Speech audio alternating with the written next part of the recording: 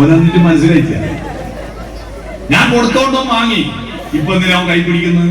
ഞാൻ ഇത് ചോദിക്കുമെന്ന് അറിയാവില്ലേ? നേരെ തിരിച്ചേരെ എന്നാ തന്നെ. ഇപ്പൊ ഇഷാന്റെ കയ്യിൽ ഫോൺ ഉണ്ടോ? ഇതുപോലെ മാഷന്മാരെ കുട്ടികൾക്ക് കുറെ ഉത്തരം കൊടുക്കും. കുട്ടികൾ വാങ്ങും. എന്തിനാവോ ഏതിനാവോ? എന്തിനാ വാങ്ങുന്ന? മാഷ് ചോദിക്കുമ്പോ തിരിച്ചു കൊടുക്കാൻ. മാഷപ്പാ ചോദിക്കുക പരീക്ഷക്ക് ഉത്തര പേപ്പർ തിരിച്ചു കൊടുത്തു. ഞാൻ ചോദിച്ചപ്പോ ഫോൺ എനിക്ക് തിരിച്ചു തന്നോ? ഇപ്പൊ ഇഷാന്റെ കയ്യിൽ ഫോൺ ഉണ്ടാ. അതുപോലെ പരീക്ഷ കഴിഞ്ഞാൽ കുട്ടികളുടെ കയ്യിൽ ഉത്തരവില്ല. 7 കഴിഞ്ഞ് 8-ലെത്തുമ്പോ 7-ല് പോയി, 8 കഴിഞ്ഞ് 9-ലെത്തുമ്പോ 8-ല് പോയി. എന്ത് പൊട്ടത്തരായത്? അതിന് പകരം ചോദ്യം ചോദിക്കുന്ന കുട്ടികൾ ഉണ്ടാവണം. ചോദ്യം ചോദിക്കുമ്പോ ഉത്തരത്തെ സ്വീകരിക്കാൻ മനസ്സ് വികസിക്കും. വികസിച്ചെടുത്ത് ഉത്തരം വന്ന് നിറഞ്ഞില്ലെങ്കിൽ അവിടെ ശൂന്യമാകും. ആ ശൂന്യത ഉത്തരത്തെ പിടിച്ചു വലിക്കും. സുരിഞ്ചിന്റെ പുറകിൽ നിന്ന് പിസ്റ്റൺ വലിക്കുമ്പോ അവിടെ ശൂന്യത ഉണ്ടാകുന്നത് കൊണ്ടാണ് കുപ്പിയിലെ മരുന്ന് മേലോട്ട് കയറുന്നത്.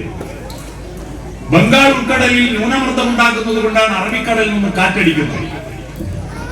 തലയ്ക്കുള്ളിൽ തനിക്ക് അറിയില്ല എന്ന അറിവാണ് ശൂന്യത. ആ അറിയില്ല എന്ന ബോധ്യം ഉണ്ടാവണമെങ്കിൽ ചോദ്യം വേണം. ആ ബോധ്യത്തിനാണ് ചോദ്യം. ചോദ്യം ചോദിക്കുന്ന കുട്ടിയാണല്ല കുട്ടി. നീ എത്ര പഠിക്കുന്നത്? 4. 1, 2, 3, 4 നന്നാൻ അറിയില്ല. 1 വലുത് 2 വലുത് 2. എന്റെ അച്ഛൻ എത്ര മക്കളുണ്ട്? 1. എന്റെ അച്ഛന്റെ അച്ഛൻ എത്ര മക്കളുണ്ട്?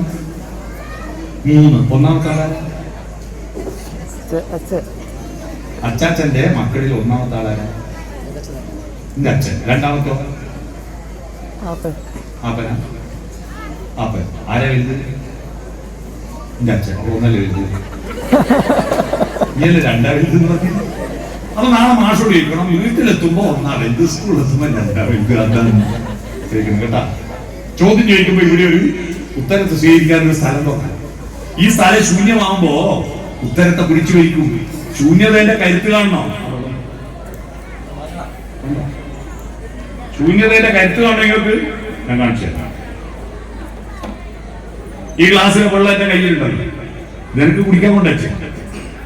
ഇതെന്റെ കയ്യിൽ ഇങ്ങനെ നിൽക്കുന്നുണ്ടല്ലോ. ഇതെന്റെ കയ്യിൽ കമഴ്ത്തി വെച്ചാൽ മറിഞ്ഞു പോയില്ലേ?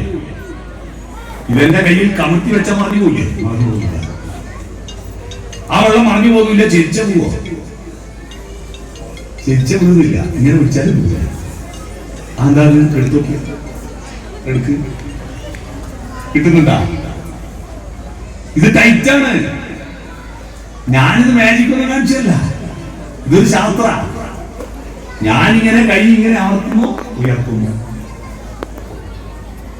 ഇത് പണ്ട് സീലിന്റെ ക്ലാസ്സിൽ വായിൽ വെച്ച് അമർത്തി ഉള്ളിലേക്ക് വെച്ച് ടൈറ്റാക്കയില്ലേ? ആ പരിപാടിയാ.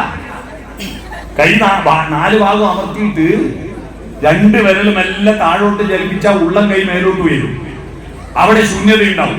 ആ ശൂന്യതയുടെ കരുത്തിലാണ് ഇത് ടൈറ്റായി നിൽക്കുന്നത്. ഇങ്ങനെ നിങ്ങളുടെ കുട്ടികളുടെ ഉത്തരം മനസ്സിൽ ടൈറ്റായിട്ട് ഉത്തരം തെറ്റാതെ മറന്നു പോകാതെ നിൽക്കണോ? ചോദ്യമാണ് ഉത്തരത്തിന്റെ പിന്ന്. ആ പിന്ന് കൊണ്ട് ഉത്തരത്തെ തലച്ചോറിൽ ക്ലിപ്പ് ചെയ്ത് വെക്കാത്തത് കൊണ്ടാണ് പഠിച്ചത് മറന്നു പോകുന്നത്. ചോദ്യമാണ് ക്ലിപ്പ്. Okay, thank you.